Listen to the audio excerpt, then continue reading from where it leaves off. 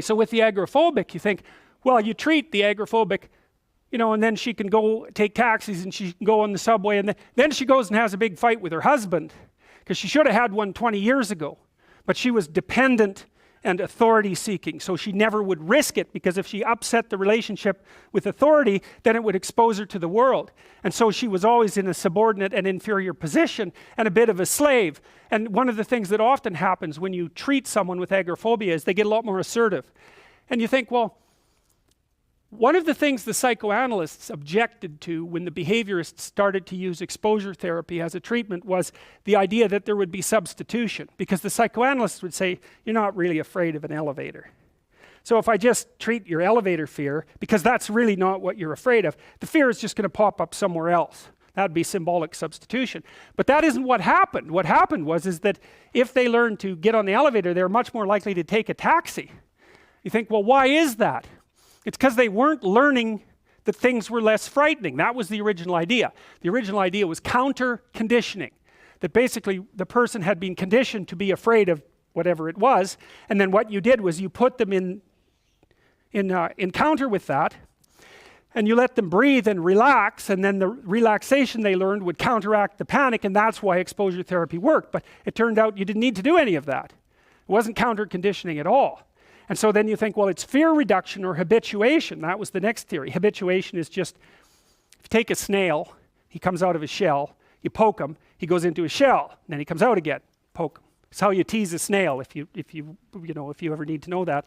So he comes out, you tap him, and you do that 10 or 15 times, the snail gets bored, and you tap him, he just sits there. Now, he doesn't get bored, because snails are probably always bored, but what's happened is that in some sense, you've exhausted the nervous system representation.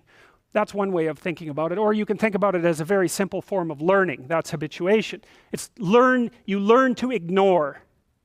And the idea then for a while was that you were teaching people to habituate to these things they were afraid of. But that also turned out not to be true. What you're actually doing is teaching the person to be brave. And that generalizes. So what happens is, they think they're all pathetic and fear-ridden and tiny and vulnerable and useless, and so they're acting like that, and then you say, well, look, this is a horrible thing you've got here. Why don't we see if you can manage it? And so they go through it and they think, wow, I could do that. Ha! I'm not as useless as I thought. And then maybe they try 20 things like that and they think, wow, I'm a lot tougher than I knew I was. Maybe they stand up a little bit straighter because they're a little more dominant and their serotonin systems start to work again. And then they're ready to take on the world more. And so maybe that's why they go home and have a fight with their stupid husband. And that doesn't necessarily make him very happy either. And that would be an example of psychotherapeutic resistance from a family member. Do you really want your person to be better?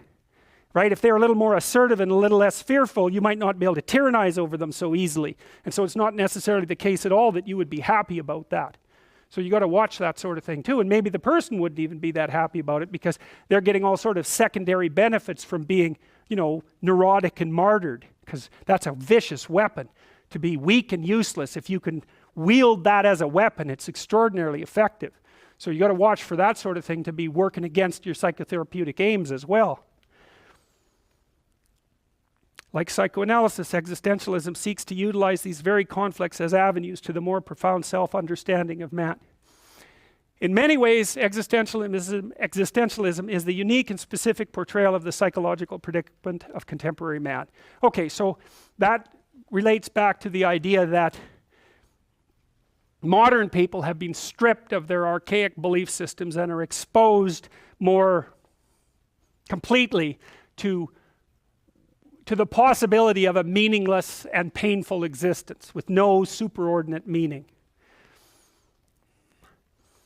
Existentialism is not a school of thought nor reducible to any set of tenets. The three writers who appear invariably on every list of existentialists, Jaspers, Heidegger, and Sartre, are not in agreement on essentials. Such alleged precursors as Pascal and Kierkegaard differed from all three men by being dedicated Christians, and Pascal was a Catholic of sorts, while Kierkegaard was a Protestant's Protestant.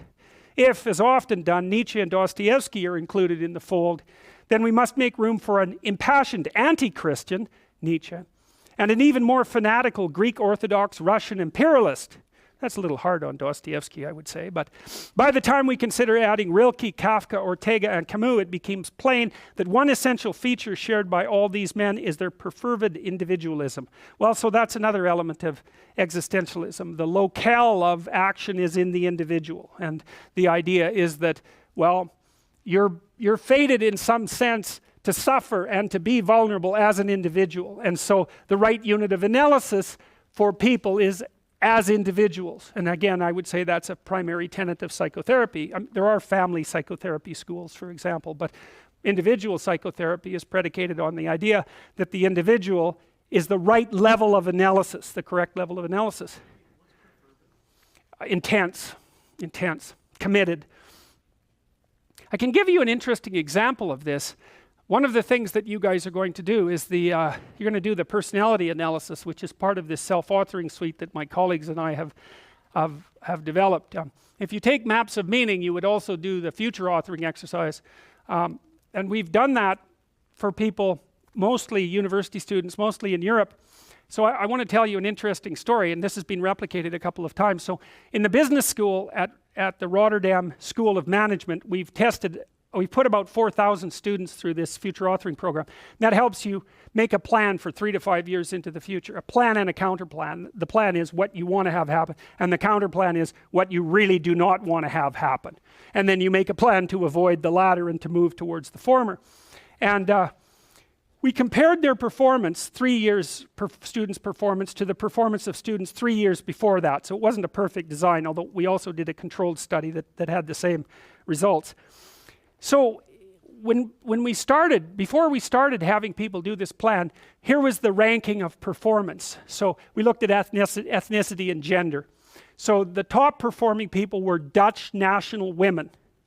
And they were a minority among the business students, and probably a fairly selected minority. So maybe that's what accounted for their higher performance. Although women tend to be outperforming men in academic institutions pretty much all the way from elementary school through university now, which is an absolute catastrophe, but we won't talk about that now.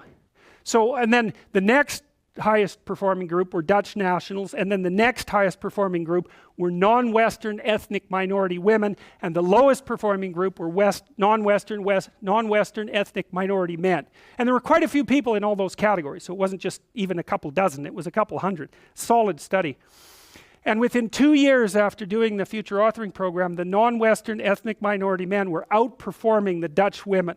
Their academic performance went up 70%, and their dropout rate plummeted, and it really looks good for decreasing dropout rate. And the reason I'm telling you about that is because people make the automatic assumption that ethnic disparities in ethnic performance are necessarily a consequence of sociological inequality, let's say, or sociological or political or economic disparity, let's say. This was a pure psychological intervention. It wiped out the difference completely. And the Dutch women had actually improved slightly over that 2-year period as a consequence of doing the program as well.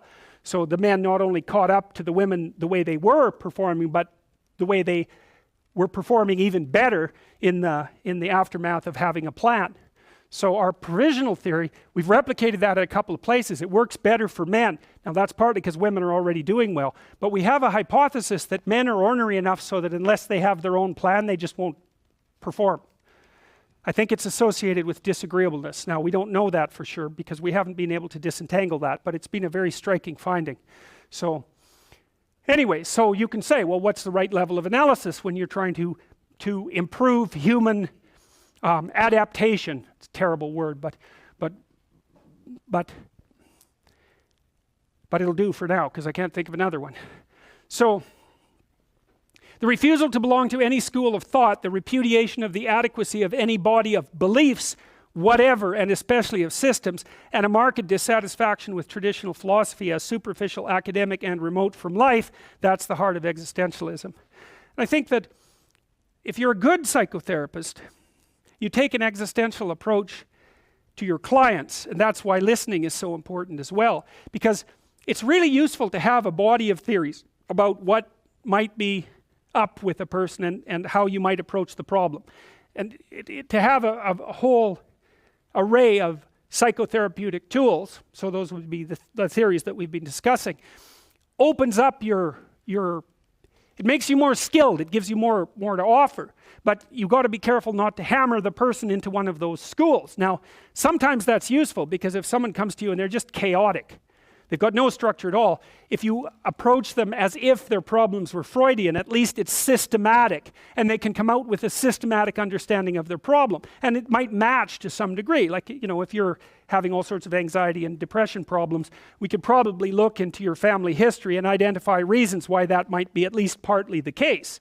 And so that's at least a reasonable, maybe there's multiple reasons, but at least nailing one of them would be useful, more useful than nailing none of them. So, but what's better is to treat the person as someone you don't know. You have no idea what's up with this person, but you have a bunch of potential tools to use, and then you talk to them, and you treat them as if they're unique. And you figure out what is up with them specifically, and they tell you what's up with them. You know, they've got all sorts of cockeyed theories about who they are and what they're doing, and it's scattered and paradoxical, and it doesn't make much sense, and it's like a bad undergraduate essay, roughly speaking. It's full, well, really, it's full of internal contradictions, and it's incoherent. But if you listen long enough, that stops being the case. The person starts to pull themselves together with their representation, and they start to act that out properly, and that's great. So that's you could consider that applied existentialism. Now, the other thing, the existentialists, they're kind of romantic, I would say. But the romantics are thinkers who deny the overarching supremacy of rationality and the intellect. They would say that to think about life as a problem that is to be solved rationally is insufficient, because you're not a rational being, or you're only partly a rational being. You're also an emotional being, and you're a motivated being, and you're an embodied being, and that's a lot different than being purely rational.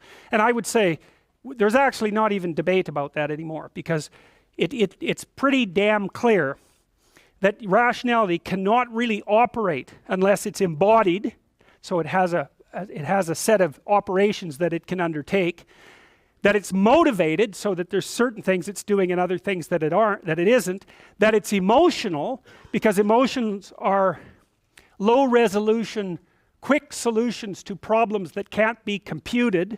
So for example, we get in an argument and we just can't go anywhere, and at some point you say, well, to hell with you, I'm going home. You're angry.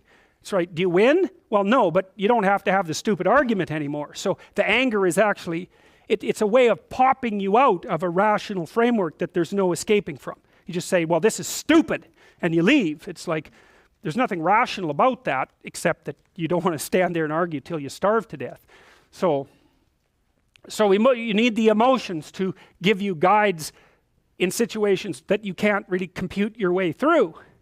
So, and only inside of that does rationality operate, with all of those underlying predicates. And the rationality has to be informed by the body and by the motivations and by the emotions for it to even operate.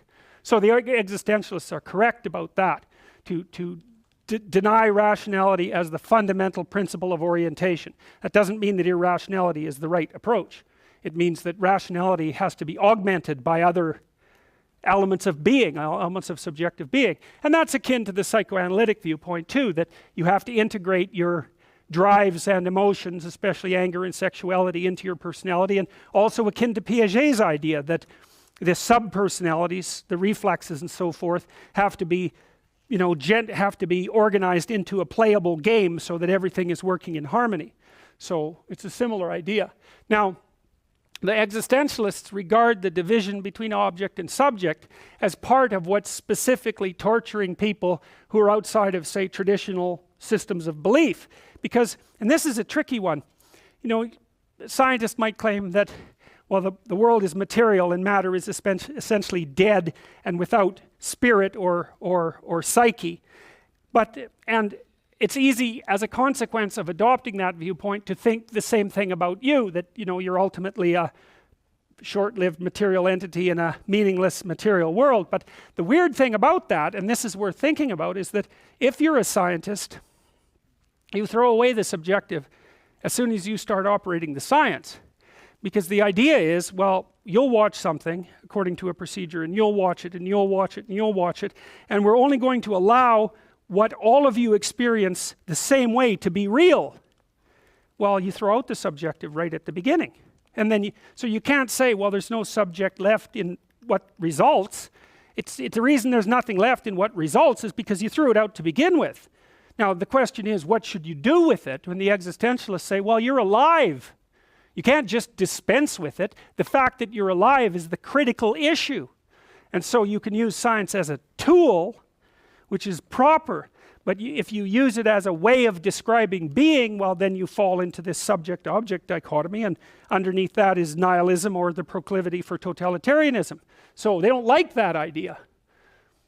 They don't like the idea of compartmentalization for people either. But we won't go into that to any great degree.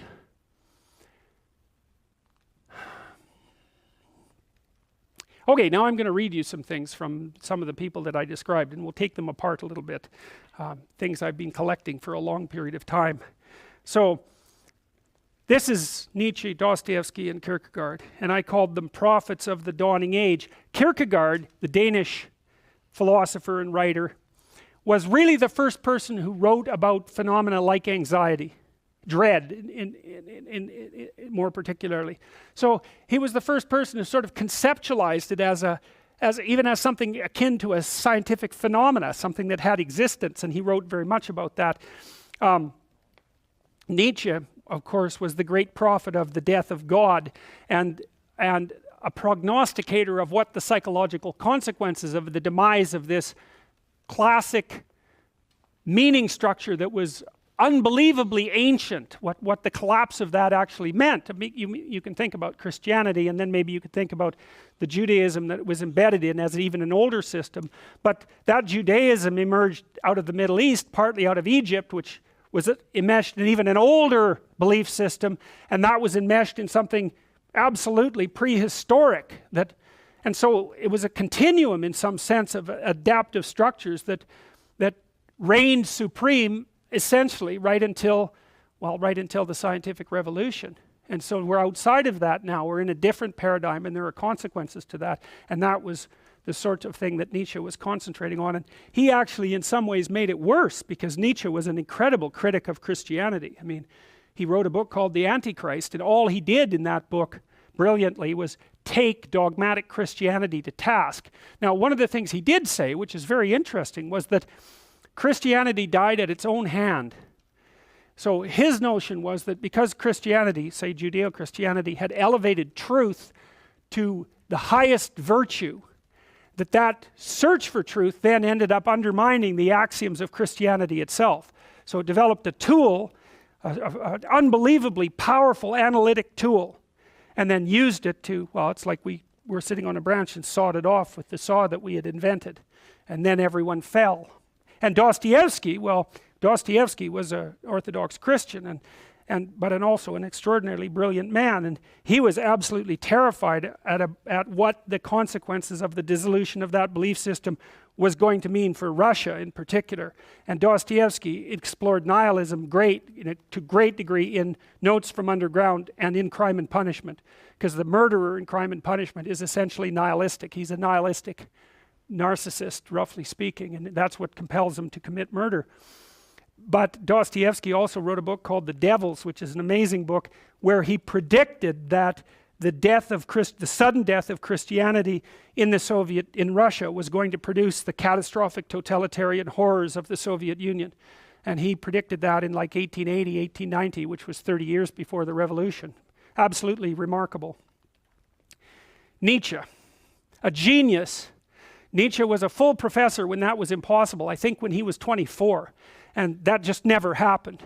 And so his extraordinary genius was recognized very early, but he was also extraordinarily ill, sick, physically. His dad died at about 40 of something they called softening of the brain, which was actually a fairly common diagnostic category back then. No one really knows what it was. Some people have suggested that he had syphilis from one sexual encounter, or that it was hereditary, but nobody really knows. But anyways, his father died young, and Nietzsche died very young as well. He was mentally incapacitated for the last few years of his life, and died after that.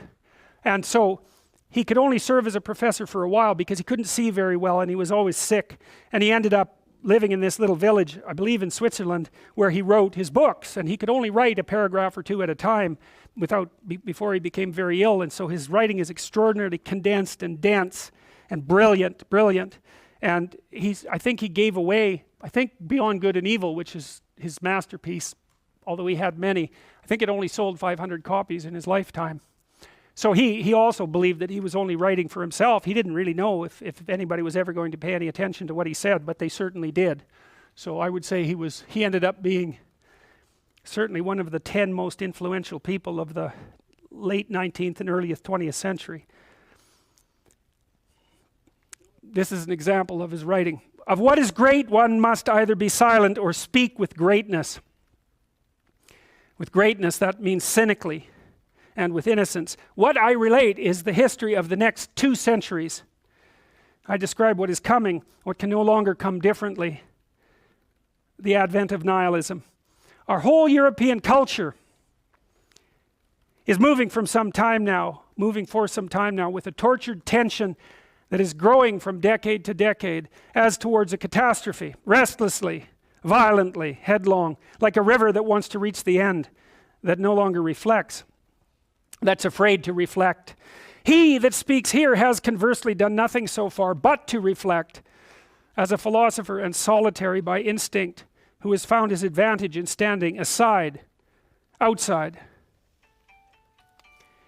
Why has the advent of nihilism become necessary?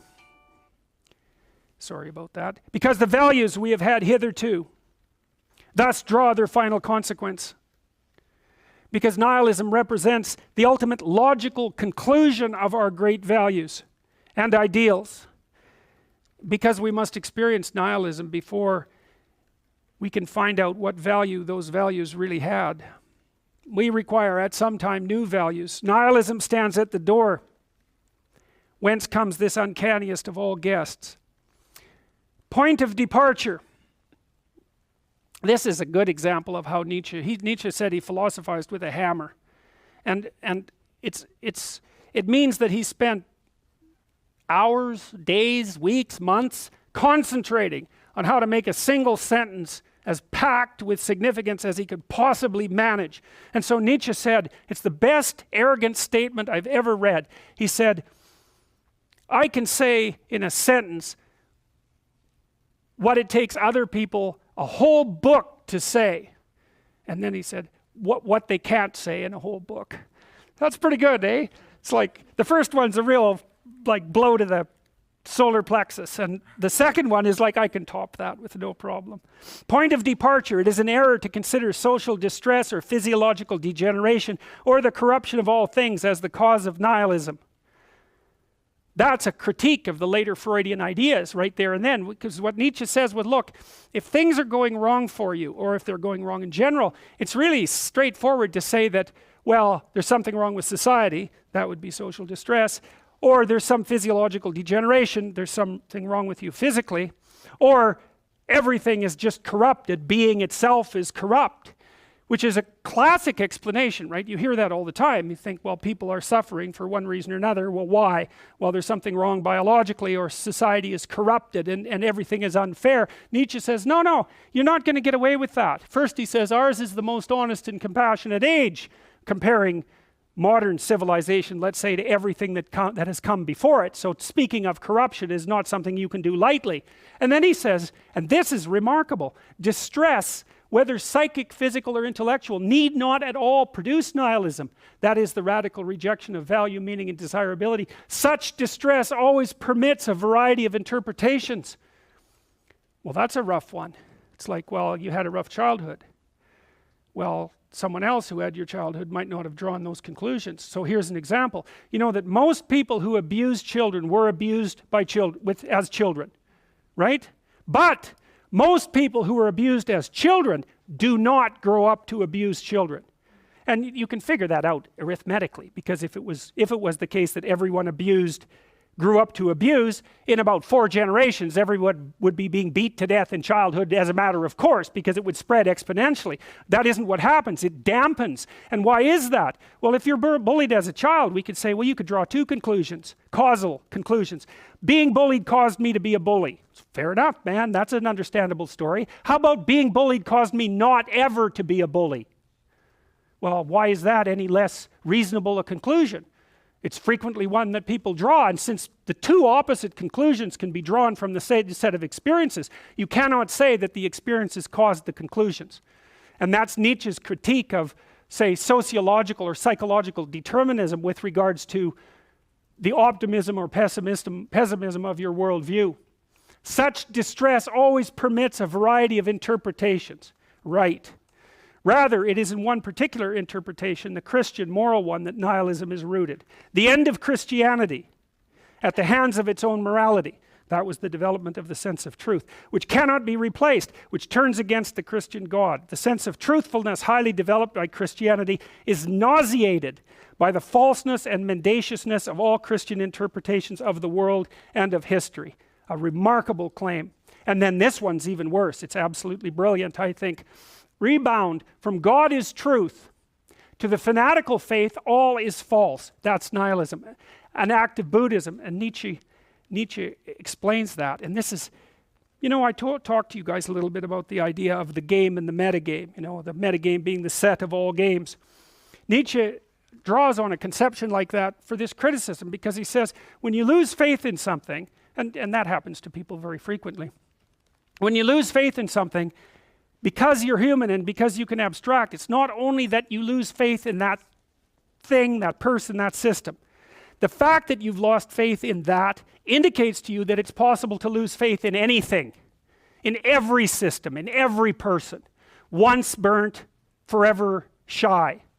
And that's nihilism. The fact that one thing can collapse on you can make you completely unwilling to manifest any faith in anything whatsoever. And that's the emergence of nihilism. The end of the moral interpretation of the world, which no longer has any sanction after it has tried to escape into beyond, leads to nihilism. Another critique of Christianity embedded in that sentence, he said, well, Christianity needed to be destroyed even by itself because it put so much emphasis on the afterworld, on heaven, that it forgot completely about life now and here. And because of that, needed to be destroyed, because life here is sufficiently rife with suffering, so it needs to be addressed.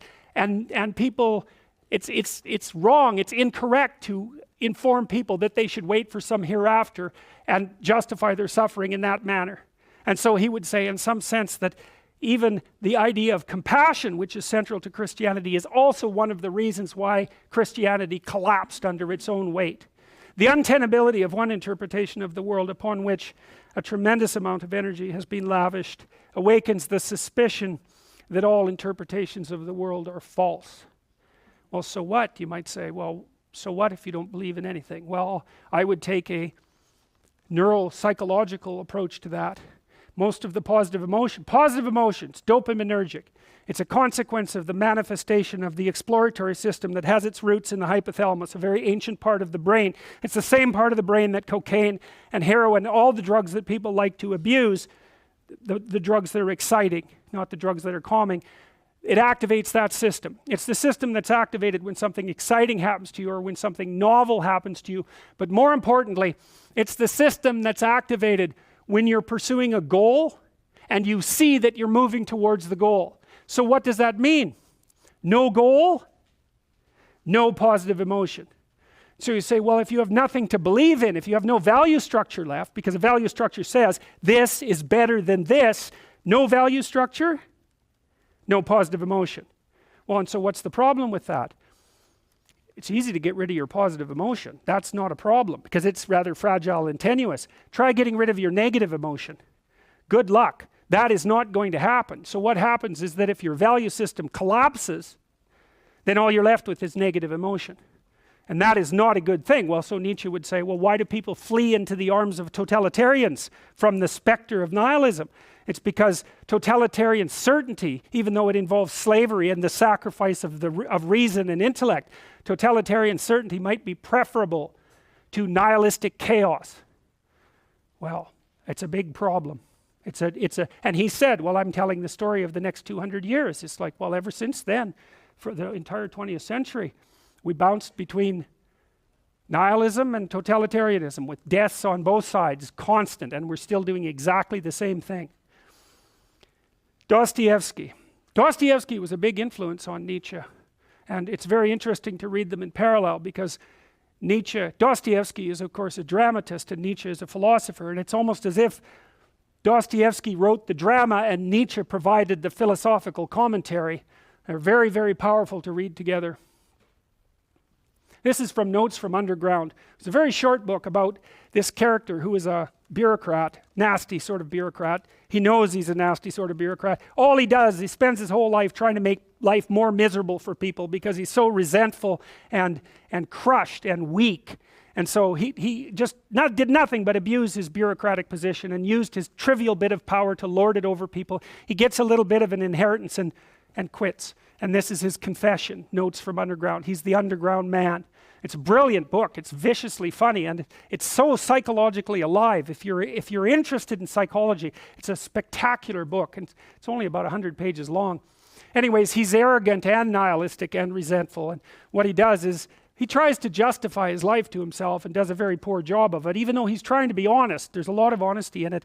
At one point, he meets a woman who's been forced out onto the streets because there weren't very many options for women in the Victorian period who had fallen afoul of economic necessity, and he basically, in a fit of false messianism, offers to save her, which he can't because he's completely useless. He can't save himself even, but he offers to save her, and she more or less accepts. And then when she shows up, having sacrificed a tremendous amount to do so, he basically tells her that he was toying with her and joking and makes her situation far worse than it was to begin with. It's a brilliant book. Because you see, he repents. He says what he's like. He's this horrible person. He knows it. Weak and resentful. And then he confesses. And then he says, well, now I've confessed. I'm a better person. Then he tries to do something good. But he hasn't changed a bloody bit. Not a bit. The confession was just to make himself feel better.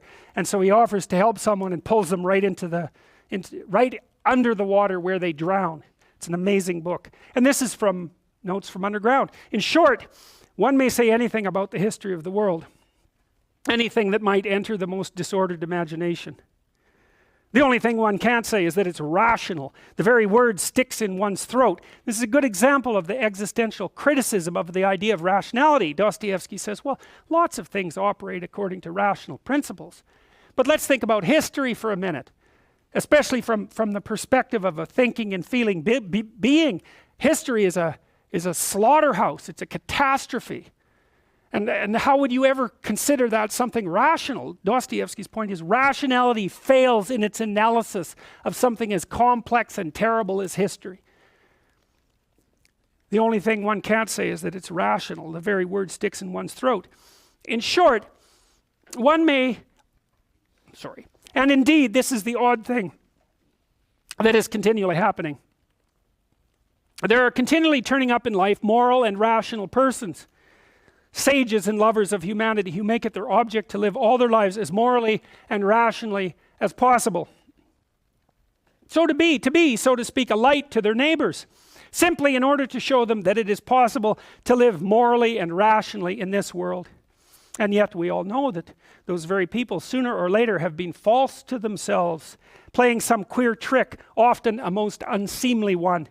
Now I ask you, what can be expected of man since he is a being endowed with such strange qualities? This is a criticism of utopianism. That's what he's trying to do, right? Because the utopian ideas were starting to emerge in Russia at about this point in the 1880s. The idea that you could reorganize society so that material privation would disappear, and that as a consequence, the paradise would be ushered in.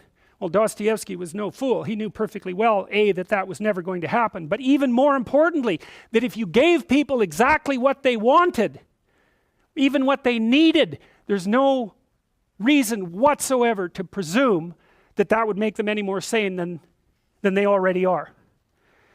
Now, and he takes that further because he says, well, you can give people cake and material goods until they're satiated, and they'll still be ungrateful and insane. And you might think, well, that's pessimistic. But then he says, well, wait a minute. What makes you think that that insanity isn't exactly what's valuable about people? What makes you think you would ever want to take that away? And that's the case that he makes. Shower upon him every earthly blessing. Drown him in a sea of happiness so that nothing but bubbles of bliss can be seen on the surface. Give him economic prosperity, such that he should have nothing else to do but sleep, eat cakes, and busy himself with the continuation of his species.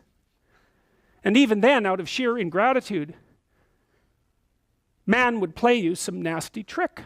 He would even risk his cakes and would deliberately desire the most fatal rubbish, the most uneconomical absurdity, simply to introduce into all this positive good sense his fatal, fantastic element. It is just his fantastic dreams, his vulgar folly, that he will desire to retain, simply in order to prove to himself, as though that were so necessary, that men are still men, and not the keys of a piano, which the laws of nature threaten to control, so completely that soon one will be able to desire nothing but by the calendar. And that is not all. Even if man really were nothing but a piano key, even if this was proved to him by natural science and mathematics, even then he would not become reasonable, but would purposely do something perverse out of simple ingratitude, simply to gain his point. And if he does not find means, he will contrive destruction and chaos, will contrive suffering of all sorts, just to gain his point. He will launch a curse upon the world. And as man is the only animal that can curse, it's his privilege, the primary distinction between him and other animals. Maybe by his curse alone he will attain his object. That is, to convince himself that he's a man and not a piano key. And if you say that all of this too can be calculated and tabulated, chaos and darkness and curses, so that the mere possibility of calculating it all beforehand would stop it all, and reason would reassert itself, then man would purposely go mad in order to be rid of reason and gain his point. I believe in it. I answer for it. For the whole work of man really seems to consist in nothing but proving to himself every minute that he's a man and not a piano key. It might be at the cost of his skin. It might be by cannibalism. And this being so, can one help being tempted to rejoice that it has not yet come off, and that desire still depends on something we don't know? You will scream at me, that is, if you condescend to do so, that no one is touching my free will, that all they're concerned with is that my will should of itself, of its own free will, coincide with my own normal interests, with the laws of nature and arithmetic. Good heavens, gentlemen, what sort of free will is left when we come to tabulation and arithmetic, when it will all be a matter of twice 2 makes 4. Twice 2 makes 4 without my will, as if free will meant that. It's brilliant, I think. It's one of the most remarkable criticisms of utopianism I've ever read. It's like, and it's so intelligent. It's like, what makes you think that if you had everything you asked for, that would satisfy you? What if being dissatisfied is part of what satisfies you? What if the fact that you have to have limits and need them, and that there's an element of insanity in the world, and that there's an element of insecurity and vulnerability? What if that's what you need? What if it's what you want? What if that's what gives your life meaning? You're going to be like a lion after it's eaten a zebra and do nothing but sleep. It hardly constitutes the appropriate human paradise. What makes people think that merely providing economic security would be sufficient? Who wants that? It's what you offer a cow in its pen so that it remains calm and fat. It's not something for human beings. And that's Nietzsche's fundamental point. And he formulated that, 40 years before the damn Soviet Revolution, when that sort of utopianism was put into practice with absolutely catastrophic consequences. Kierkegaard. It is now about 4 years ago that I got the notion of wanting to try my luck as an author. I remember it quite clearly. It was on a Sunday. Yeah, that's it, a Sunday afternoon. I was seated as usual out of doors at the cafe in the Fredericksburg Garden. I had been a student for half a score of years. Although never lazy, all my activity nevertheless was like a glittering inactivity, a kind of occupation for which I still have a great partiality and for which perhaps I even have a little genius. I read much, spending the remainder of the day idling and thinking. or thinking and idling, but that was all it came to. So I sat there and smoked my cigar until I lapsed into thought. Among other thoughts, I remember these. You are going on, I said to myself, to become an old man without being anything, and without really undertaking to do anything.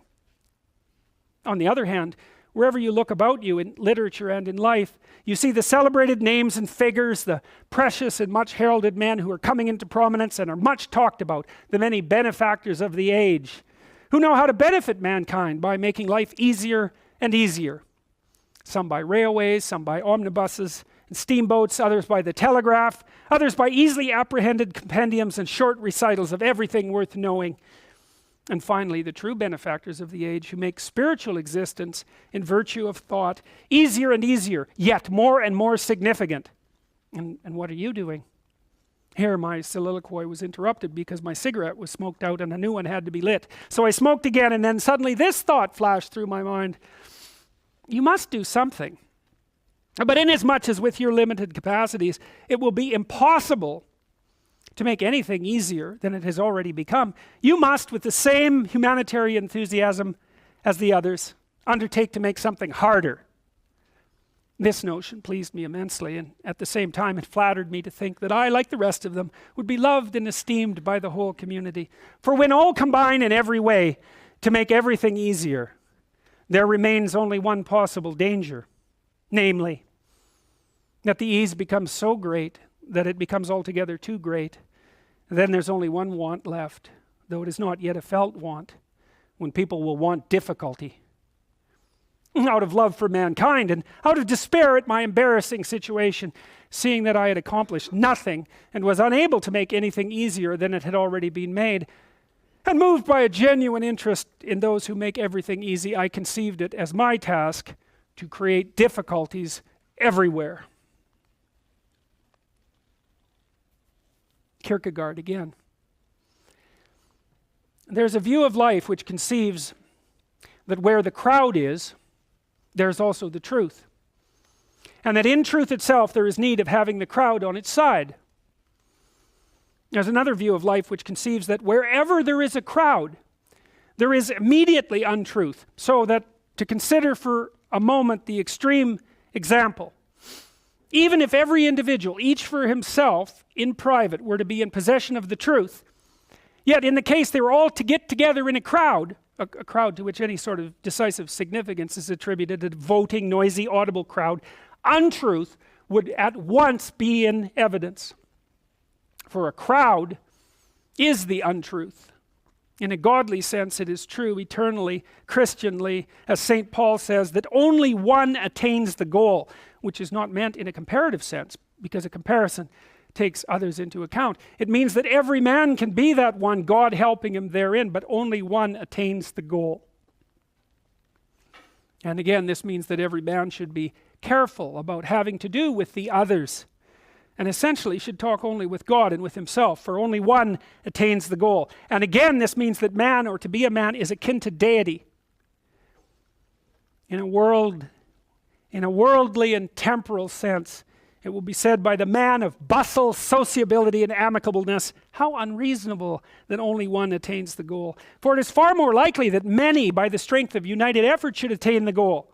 And when we are many, success is more certain, and it is easier for each man severally. True enough. It is far more likely. And it is true also with respect to all earthly and material goods. If it is allowed to have its way, this becomes the only true point of view, and it does away with God and eternity and with man's kinship with deity. It does away with it, or it transforms it into a fable, and puts in its place the modern, or we might rather say the old pagan notion that to be a man is to belong to a race endowed with reason, to belong to it as a specimen, so that the race or species is higher than the individual, which is to say that there are no individuals but only specimens. But eternity, which arches over and high above the temporal, tranquil as the starry vault at night, and God in heaven, who in the bliss of that sublime tranquility holds in survey, without the least sense of dizziness at such a height, those countless multitudes of men, and knows each single individual by name. He, the great examiner, says that only one attains the goal. Nietzsche, a similar comment. The traveler. A traveler who had seen many countries and peoples and several continents was asked what human traits he had found everywhere. And he answered, men are inclined to laziness. Some will feel, he might have said with greater justice, they're all timid. They hide behind customs and opinions. At bottom, every human being knows very well that he is in this world just once as something unique, and that no accident, however strange, will throw together a second time into a unity, such a curious and diffuse plurality. He knows it, but he hides it like a bad conscience. Why? From fear of his neighbor, who insists on convention and veils himself with it. But what is it that compels the individual human being to fear his neighbor, to think and act herd fashion, and not to be glad of himself? A sense of shame, perhaps, in a few rare cases. In the vast majority, it is the desire for comfort, inertia, in short, that inclination to laziness of which the traveler spoke. He is right. Men are even lazier than they are timid. And what they fear most is the troubles with which any unconditional honesty and nudity would burden them. Only artists hate this slovenly life and borrowed manners and loosely fitting opinions and unveil the secret, everyone's bad conscience, the principle that every human being is a unique wonder.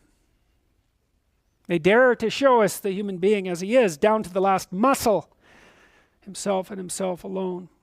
Even more, that in this rigorous consistency of his uniqueness, he is beautiful and worth contemplating, as novel and incredible as every work of nature, and by no means dull. When a great thinker despises men, it's their laziness that he despises. For it is on account of this that they have the appearance of factory products and seem indifferent and unworthy of companionship or instruction. The human being who does not wish to belong to the mass must merely cease being comfortable with himself. Let him follow his conscience, which shouts at him, "Be yourself." What you are at present doing, opining, and desiring, that's not really you. And why are you so firmly and triumphantly convinced that only the normal and the positive, in other words, only what is conducive to welfare, is for the advantage of man? Is not reason in error as regards advantage? Does not man perhaps love something besides well-being?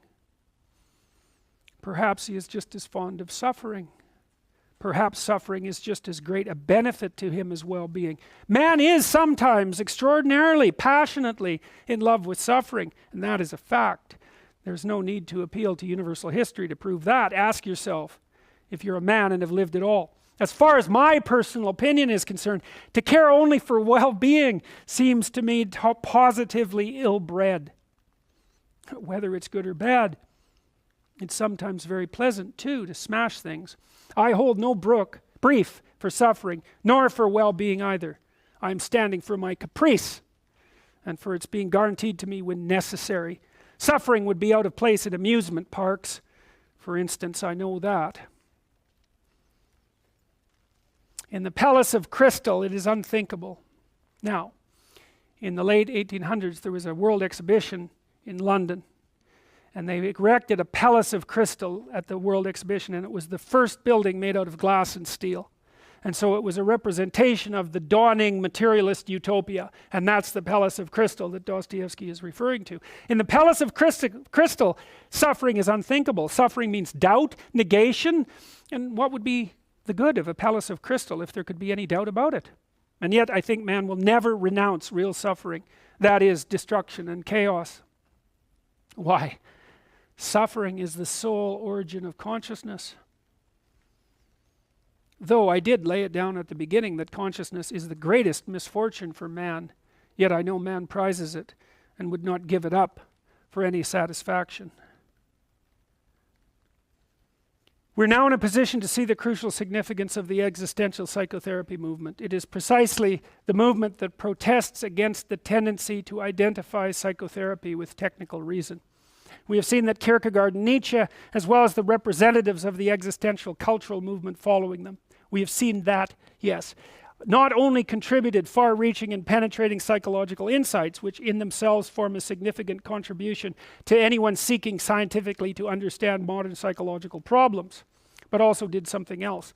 They placed these insights on an ontological basis, namely, the study of the individual as the being who has these particular problems. They believed that it was absolutely necessary that this be done, and that they feared that the subordination of reason to technical problems would ultimately mean the making of man over in the image of the machine. That's it. We'll see you on Thursday.